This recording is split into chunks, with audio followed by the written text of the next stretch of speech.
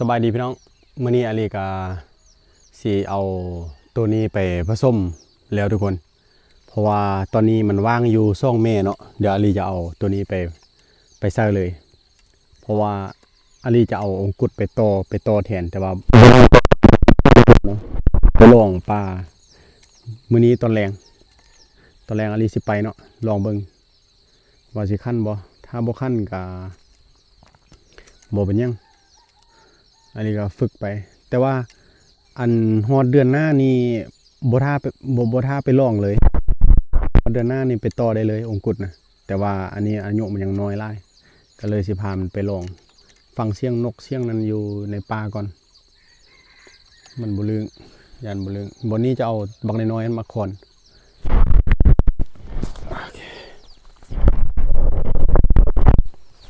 โอเคเนาะ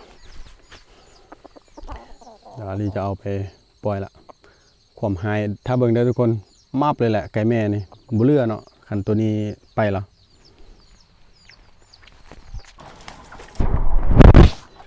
เรียบร้อยเลย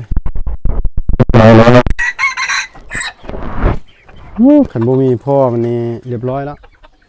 ตัวแม่ตัวนี้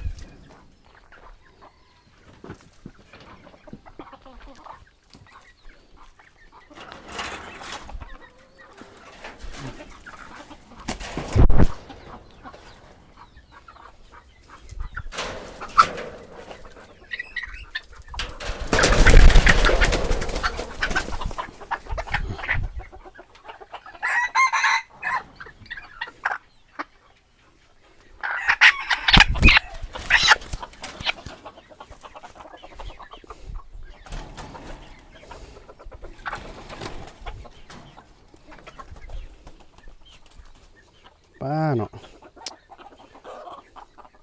บุยพ่อมันเรียบร้อยแล้วเมื่อกี้สนานมาเอ้ยสนานหมามึงไกลอยู่แต่มึงสนานหมาเฮ้ย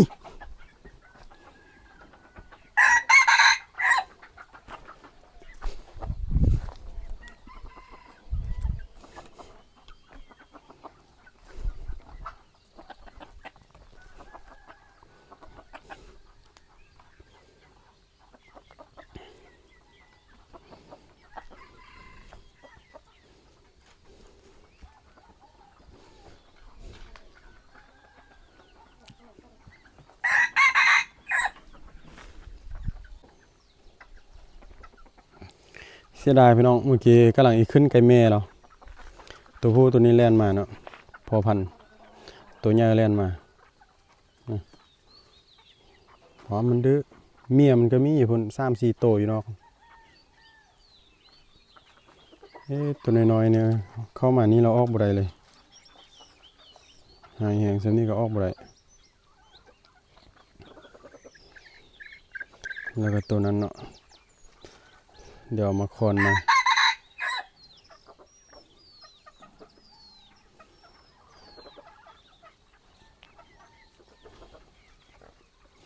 ปล่อยใส่2ตัวแค่แม่นะเพราะว่าข้าวอยู่ตัวนี้นะสำหรับตัวนี้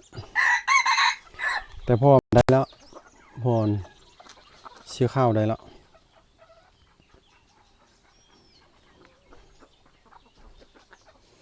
ยังแต่ลูกน้อยตัวนั้นแหละบ่ได้นะ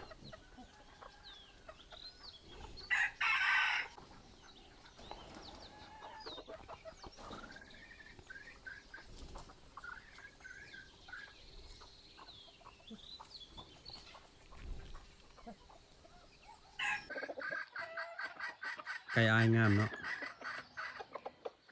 อายแบ่งให้น้องได้พอบอกราคาไปเท่านั้นแหละมิดบ่ตอบบ่ครอบอีกได้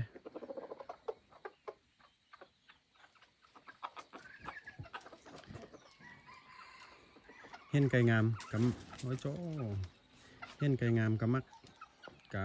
ยักได้ดีดักแต่ยักวุ่นวายกันเลยบัดนี้ในเมื่อเมียเพิ่นทึกเงียกออกเนาะอันนี้ล่ะเขาเอิ้นว่าตอนนี้คือบ่รักษา ตอนปล่อยให้ผสมแม่เสือกเล่นไปนำอีโจกอีคอร้อนแล้วบัดแยกเอามาเอาบักอันนี้เข้ามาผสมสวัสดมาอ้อมไปอ้อมมาบ่ยอมไปใส่บ่ยอมห้าเสร็จจังเบิ่งแล้วมือแรงอดเข้าเลยบ่เกลือแล้วกำอ้อมนี้มันมือเนี่ยอันนั้นก็มันเมียเพิ่นเด้ตัวนั้นโอ้ยยามไปเพิ่นมันยามโจกเมียเพิ่นเนาะตัวนั้นเนาะใครแล้ว